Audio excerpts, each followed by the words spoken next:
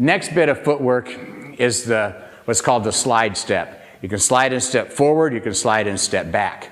If the lead step and the push step were used to deliver a hand attack, the slide step is used to both defend against a kick using distance or to attack with a kick.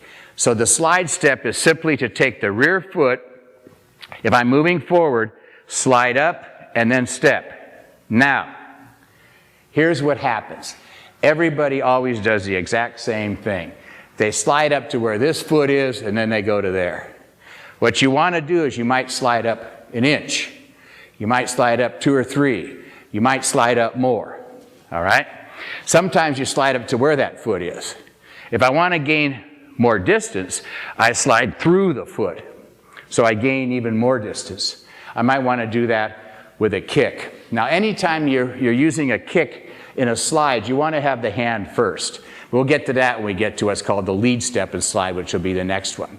So let's go ahead and just take the slide right now, showing how to use it for distance and how to use it for defense. For distance, let me just have Jeremy kick. I'll use it for distance and have Dennis use it to attack with.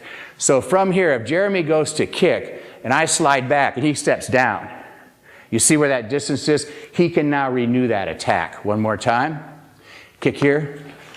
See the distance? What I want to do when I slide from the fighting measure, now when he steps down, I can hit him. So controlling the distance is very important on this type of training. I don't want to just move, but I want to move with him. All right? That way I can counterattack quickly. When we get into a next DVD, which is the 5 ways of attack, I could do what's called attack by drawing or wanting him to do a second kick. So what happens when he slides forward to kick, I slide back with him. All right?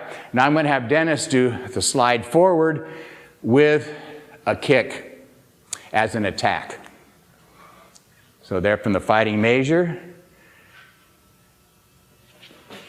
and back. Now, what Dennis is doing is called a pendulum footwork, which means he's sliding up, kicking, and sliding back, so he is now in the exact same spot he started. He could also slide up and come down with a hand attack, and that would be just a slide forward. So the pendulum, people sometimes call the slide a pendulum. A pendulum is only when you slide up, kick, and slide back to where you started. All right? Next footwork is just relationship. If Jeremy wants to just step laterally to the right, he'll step with his right foot first and then follow with the left. And what happens is Dennis will then follow. If Jeremy goes to the left, he'll step with his left foot first and then his right. So now there's this position, Jeremy moves, Dennis follows. Jeremy moves, Dennis follows. Again. That is a lateral step right, step left. The next technique we have is called a curve right or curve left. So I can do that as an attack. So from here, I'll do this as slow as possible. From here, I'm going to have the hand first. I'm going to step out where my foot is now in between his feet. Now if I stop here and punch, you can see the main problem is his front foot can now easily hit me in the groin. So what I want to do is I want to go 1, 2, 3 so that my foot's between his groin and he has now no base.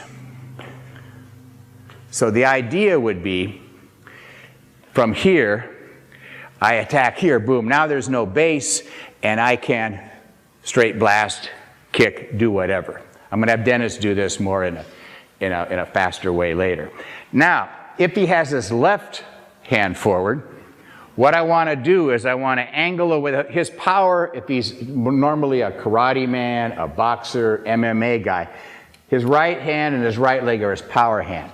So what I'm doing is instead of moving forward into his power hand as an attack, I want to move to the side here. So I'm away from his power hand. Now his base is very strong, but he has only one hand to defend himself with, all right? So if I was going to attack and he's in a right lead, I would go boom, I would do that. If he's in a left lead, I would do that and have to drag that foot around. Now you can also do this to defend against your opponent's punch. I'll have Dennis do it against Jeremy's straight lead punch with a right lead, and then Jeremy's straight lead punch from a left lead. This curve right punch can be done defensively. When Jeremy goes to throw a straight lead punch from a right lead, Dennis will curve right, hitting it. The good thing about that, he can immediately follow that up with a kick to the groin.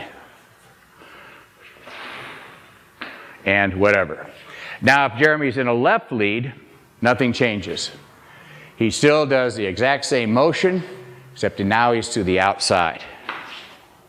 Curve left is also possible. Now, what I've done, for me, curve left is kind of awkward. So the idea is if Jeremy throws a punch, I have to curve over here. Now, I find that to be, for me, very awkward. So, because I have to step here and then step there. You can try it. Maybe it won't be as awkward to you, but it seems to me like I'm going 1, 2. 1, 2. When I was curving right, it was like 1. I don't like 1, 2. So some guys will come out and they'll curve right here and maybe do a kick this way or something like that. What I like to do is what's called a quick step left instead of a curve left. Now, a quick step left breaks the rules. The basic rules of any boxer is don't cross your feet. Don't cross your feet. So the idea is if I'm moving to the left, I don't want to cross my feet because now I'm off balance. Bad things can happen.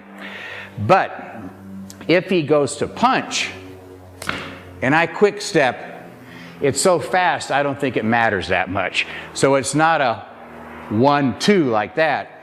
It's a pop. So you pop it. Just like that. So when he's punching, boom, like that. Now what the idea is, it's really good for trapping hands. And you're right there.